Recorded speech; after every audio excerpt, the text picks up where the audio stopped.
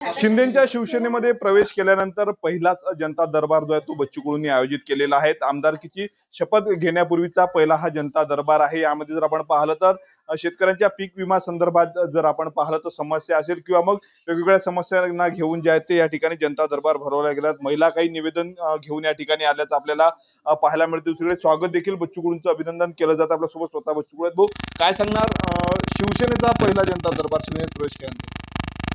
खरं तर आता एक वेगळा उत्साह आहे आणि लोकांना अधिक जास्त त्याच्यात विश्वास वाढलेला आहे का बच्चू कडू तर आहेच, पण सोबत शिवसेना पण आहे।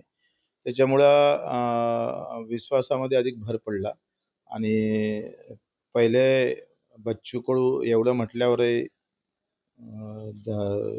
अधिकारी वर्गामध्ये जी छाप होती ती आहेच आणि आता त्याला शिवसेनेचा वाक पण जोडलेला आहे। त्याच्यामुळं अब घंटों का काम मिनटों में करते थे, अब सेकंड में करेंगे। तो आज कुठल्या मुद्द्यांवर जनता दरबार आहे? आज विदर्भातल्या शेतकऱ्यांना तुम्ही आवाहन केलं जनता दरबार? आता पीक विम्याच्या खूप तक्रारी आम्हाला येत होत्या। काल परवा हरभरा खरेदीच्या संदर्भातले काही आम्ही MD सोबत बोललो, त्यांनी लगेच ते 2 दिवसात सुरू करण्याचं आता हरभरा खरेदीचं सुरू होणार आहे। काही पीक विम्याच्या बऱ्याच तक्रारी आहे। त्याचं एक सगळ्या तक्रारी घेऊन जसं 19 तारखेला आम्ही मुंबईला पण जनता दरबार ठेवला बाळासाहेब ठाकरे भवनच्या इथे आणि आज इथे ठेवल्या विदर्भासाठी। त्या सगळ्या माहिती घेऊन अधिवेशनामध्ये त्याला एक वेगळं धोरण, काही त्याच्यातल्या त्रुट्या कशा समोर आणता येईल तो प्रयत्न करतोय, म्हणून ते तक्रारी घेत आहोत। तो राज्यभर यात्रा देखील करणार असल्याची माहिती आहे। तुम्ही शेतकऱ्यांच्या संदर्भानं संवाद यात्रा कसं यात्रेचं स्वरूप असणार आहे काय? आता आम्ही एक प्रस्ताव शिंदे साहेबांना दिलेला आहे का आपण जर पाहिलं तर महाराष्ट्र विभाग वाईज पीक पद्धती बदलतात। जसं विदर्भ मराठवाडा पकडलं तर कापूस, तूर आणि सोयाबीन, हरभरा असेल, काही ठिकाणी हळद असेल, काही ठिकाणी धान आहे आणि काही संत्रा उत्पादक शेतकरी आहे। याचा हा एक वेगळा धोरण असलं पाहिजे। कोरडवाहू शेतकऱ्याचं वेगळं धोरण असलं पाहिजे आणि सिंचन उत्पादक कोकणात गेलं तर आंबा आणि काजू आणि तिकडे मच्छीमार मिळतं। नाशिक पट्ट्यामध्ये तुम्हाला कांदा आणि पुन्हा द्राक्षाच्या आणि पश्चिम महाराष्ट्रात ऊस आणि दूध असं जे काही एकंदरीत आहे, या प्रत्येक विभाग वाईज धोरण शेतकऱ्याचं किमान शिवसेनेनं बनवून मग शिवसेनेनं ते सरकारले द्यावं। त्याच्यातले कुठले मुद्दे निकाली कसे काढता येईल याचा प्रयत्न केला पाहिजे। विभागवार शेतकऱ्यांसाठी मजुरांसाठी धोरण नाही आहे। युवकांचं धोरण आहे, पण वर्षाला फक्त 5-7 कोटी रुपये खर्च होतं। तर हे फार कमी हे आहे। युवकांना पण तुम्हाला आज जे आपण पाहतो का युवकांची जी अवस्था आहे, बेरोजगारी तर आहेच, पण दुसरा कुठला उद्योग टाकावा हा मोठे प्रश्न आहे। तर या सगळ्या संदर्भात दिव्यांगासाठी पण बळकटी करण्याचा विषय म्हणून एक संवाद यात्रा कसा काढता येईल तो आम्ही प्रयत्न करू। पश्चिम बंगालचे निकाल लागले आणि त्या ठिकाणी जर आपण बोलतो शुवेंदू अधिकाऱ्यांच्या पीएची हत्या करण्यात आली आणि त्यामागे TMCचा हात असल्याचं भाजपचा आरोप आहे। मला असं वाटतं का निवडणुकीनंतर त्या आपण पश्चिम बंगालमध्ये नेहमी ज्या घटना होताना पाहतो आहे, हा थोडा मानसिकतेचा थोडा बदल आहे, तो केला पाहिजे। कसं आहे का परिणाम थेट लोकांच्या जीवापर्यंत जाता कामा नये।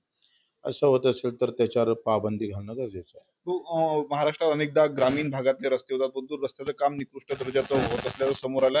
असाच एक व्हिडिओ जो आहे तो रोहित पवारांनी ट्विट केलेला आहे। रोडची चादरच वर निघत आहे, राज्य सरकारवर त्यांनी टीका केलेली आहे। हे तर खरं आहे, कारण जे काही रस्त्याचे कामं आहे हे फार त्याच्यातली खरं तर आपण पाहतोय का निकृष्ट दर्जाचे होणारी कामं वारंवार रस्ते करावं लागतं। एकूण बजेटमध्ये आपण रस्ते टाकले का 2 वर्षात पुन्हा तो उखडतं आणि पुन्हा त्याच रस्त्यावर निधी टाकायची वेळ येतं। यावर मला वाटतं एक मजबूत कायदे असणं फार गरजेचं आहे, कारण एकदा रस्ते झाल्यावर किमान 5-7 वर्ष तर ते टिकले पाहिजे का नाही।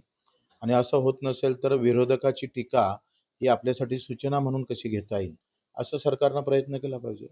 शेवटला प्रश्न, भारत माता की जय आम्ही जरूर म्हणू, आमचा विरोध मात्र वंदे मातरमला असेल असं फरहान आझमीने म्हटलं। अबू आझमींची नाही, मला असं वाटते का बरेच मुस्लिम लोकांना त्याच्याबद्दल काही हे नाही आहे वंदे मातरमच्या बाबतीत, पण काही लोक त्याच्यामध्ये अशा प्रकारचं वक्तव्य करून मुस्लिम समाजाला बदनाम करण्याचा जो प्रयत्न होत आहे तो फार चुकीचा आहे।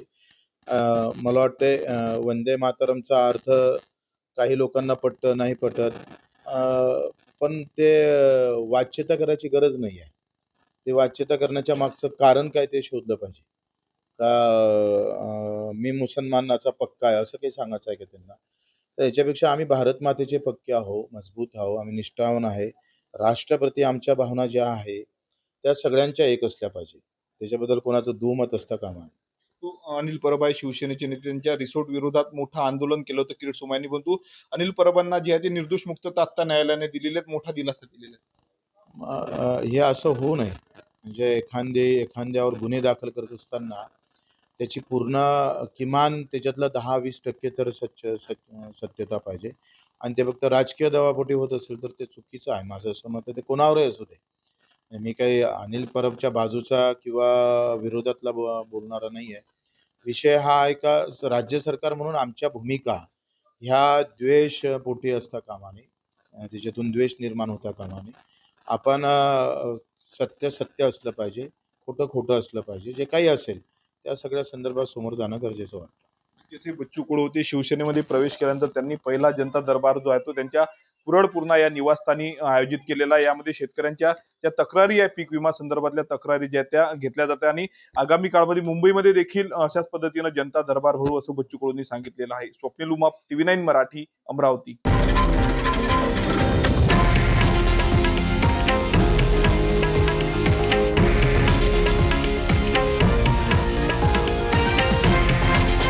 हे आहे देशातील नंबर 1 न्यूज नेटवर्क आणि आपण पाहत आहात TV9 मराठी, एकमेव.